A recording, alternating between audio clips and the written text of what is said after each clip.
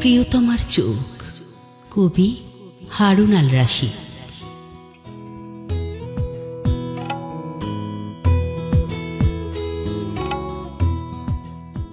প্রিয়তমার চোখের চাইতে সুন্দর গোলাপ এখনো ফোটেনি পৃথিবীতে। এশিয়ার সব কটি গভীর জঙ্গলে একাকী ঘুরেছি, নির্জন রাতের অন্ধকারে।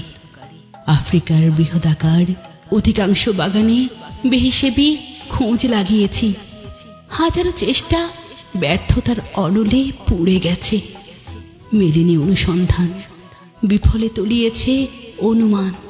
একদিন সূর্য ডোবার পূর্ব মুহূর্তে নিঃসঙ্গ ডুবে গেলাম অকুত ভয় প্রশান্ত মহাসাগরের অতলে। সেখানেও খুঁজে পাইনি সমমান।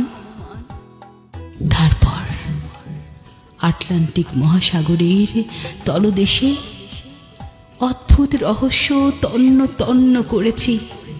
তার সমকক্ষ সৌন্দর্যের আবহ ধরা দেয়নি চোখের ক্যামেরায়।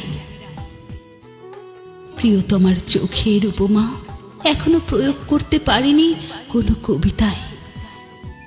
ময়ূরিতানিয়ায় মধ্য দুপুরের প্রচণ্ড বৃষ্টি ঝড়ে একদিন জুৎসই উপমা খোঁজার নিমিত্তে অপলোক চেয়েছিলাম দীর্ঘ সময়। স্বাভাবিক গতিতে বৃষ্টি থেমে গেল, জুবুথুবু হয়ে গেল আশার কদম। আবার অনুসন্ধানে নেমে পড়ি। আবার প্রিয় বাংলাদেশের সত্যপুরের বিলের ভেতর ফাগুন রজনীর পরিপূর্ণ কল্পিত জ্যোৎস্না নদীতে সাঁতরাতে থাকি যোজন যোজন মাইল। অবচেতন মনে ক্লান্তি ভর করে।